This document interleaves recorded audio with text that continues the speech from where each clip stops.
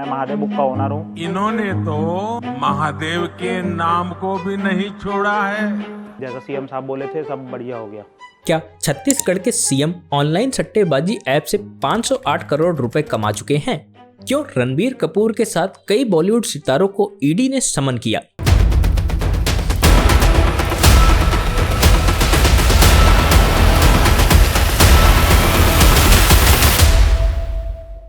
आरोप है कि बड़े बड़े बॉलीवुड स्टार्स ने इस ऐप को प्रमोट किया है, लेकिन इस मामले के पीछे की असली वजह ऐप को प्रमोट करना नहीं बल्कि हवाला के जरिए पैसे के लेन देन से है। इतना ही नहीं, महादेव ऐप के तार दाऊद इब्राहिम और नक्सलवादियों से भी जुड़े हैं। तो आइए जानते हैं कि किस तरीके से एक जूस बेचने वाला मामूली सा व्यक्ति आज इतने बड़े स्कैम को अंजाम दे रहा है और लोगों को लूटकर रोज के 200 करोड़ रुपए कमा रहा है।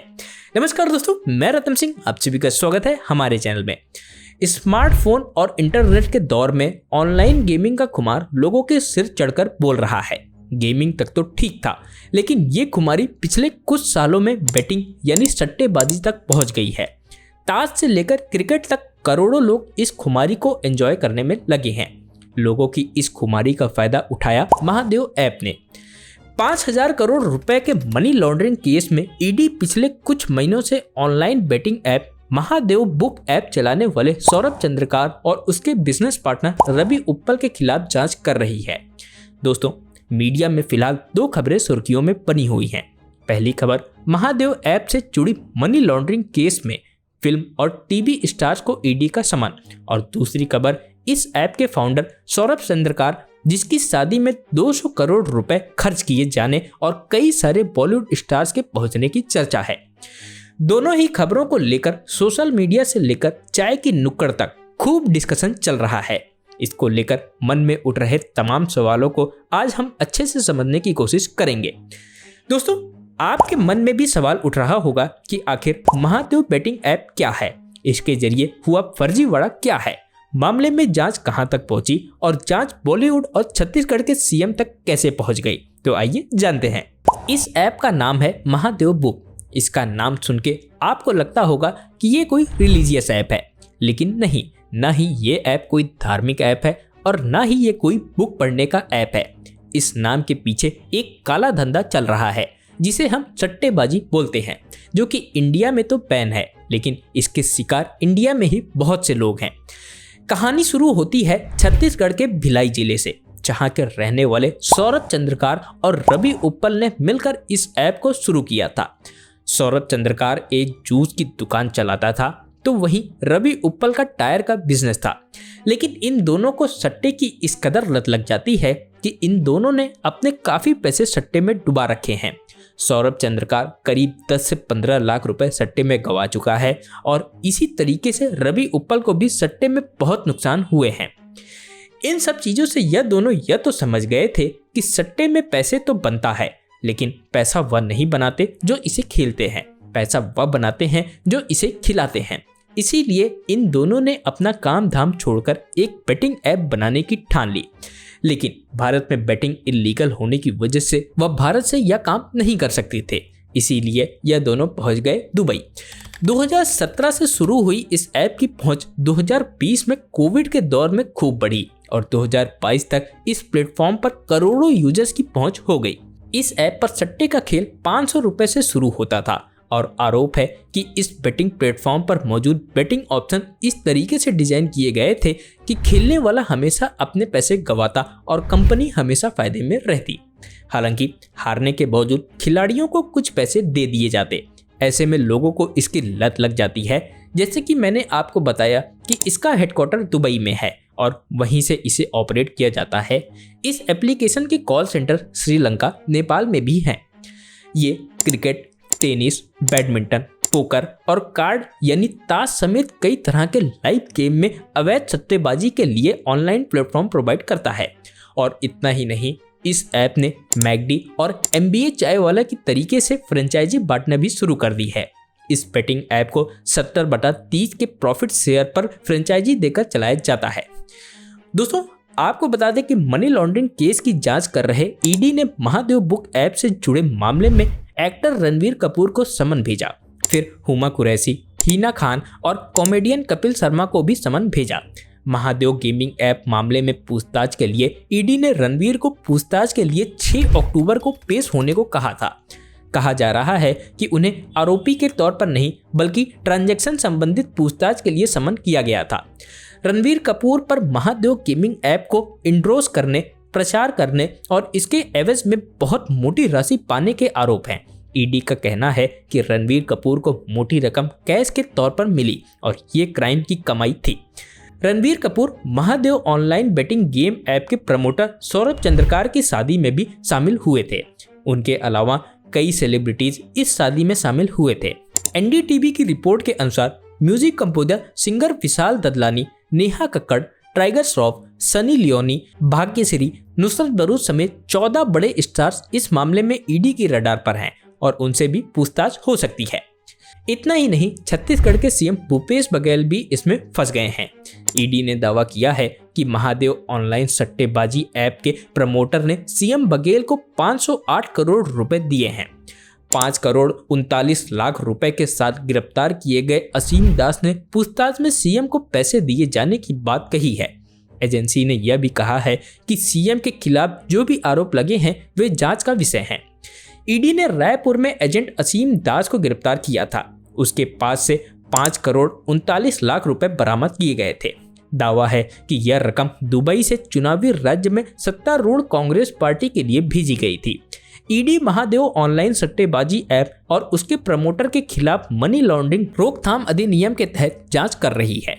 ईडी ने शुक्रवार को बयान जारी कर कहा कि असीम दास ने स्वीकार किया है कि जब्त की गई रकम को महादेव ऐप के प्रमोटर की ओर से छत्तीसगढ़ राज्य में आगामी चुनाव खर्चों के लिए भूपेश बघेल तक पहुंचाने की व्यवस्था की गई थी।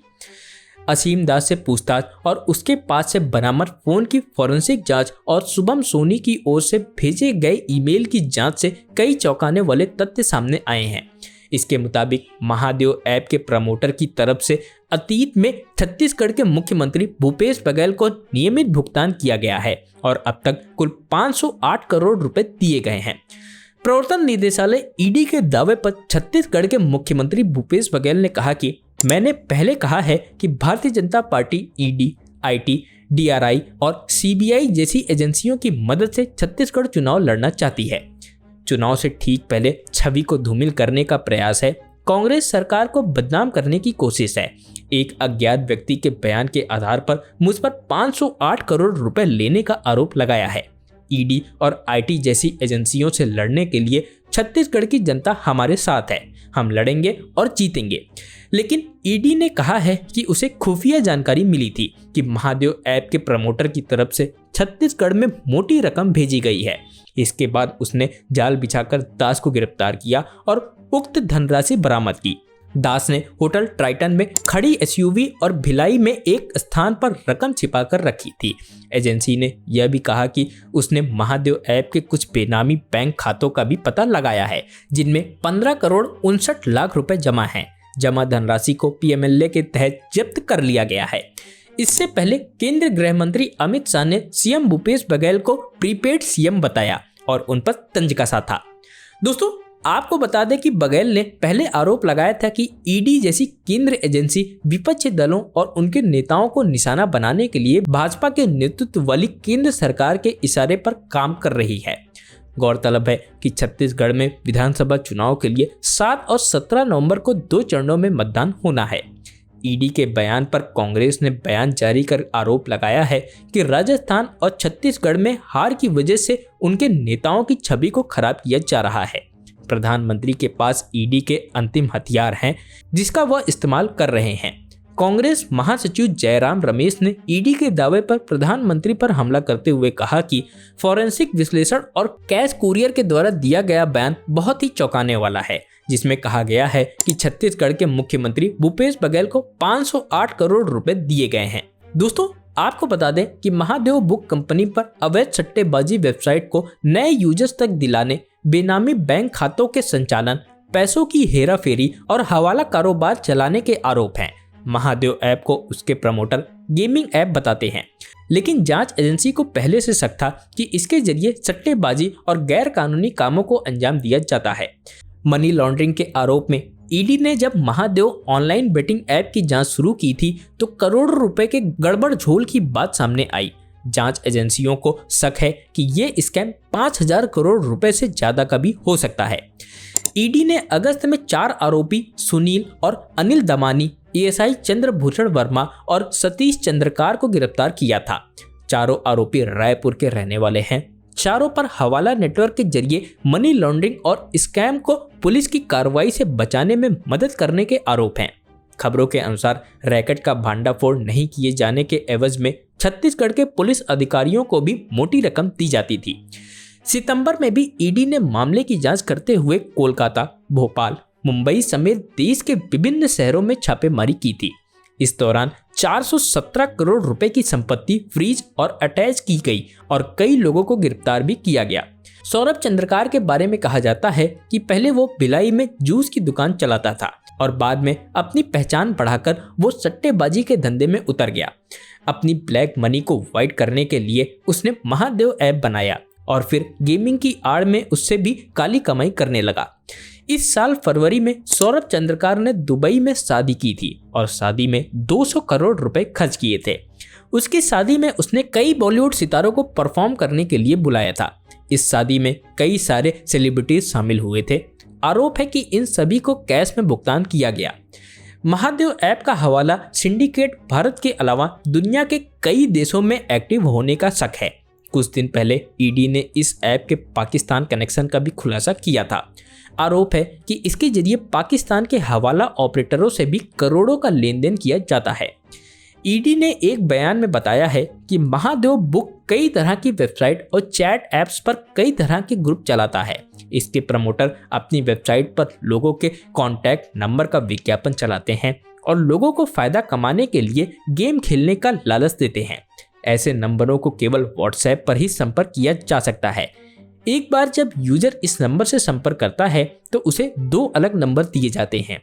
एक कॉन्टैक्ट नंबर पैसे जमा करने और सट्टा खेलने वालों को यूजर्स आईडी में मिलने वाले पॉइंट्स के लिए होता है। वहीं दूसरा नंबर जुटाए गए पॉइंट्स को भुनाने के लिए वेबसाइट से जोड़ने के लिए होता है। सामान्य तौर पर आईडी सट्टेबाजों की पसंद के अनुसार laser247.com, laserbook247.com, www.betbhai.com, betbook247.com, tigerexch247.com, www.cricketbet9.com जैसी वेबसाइट में बनाया जाता था।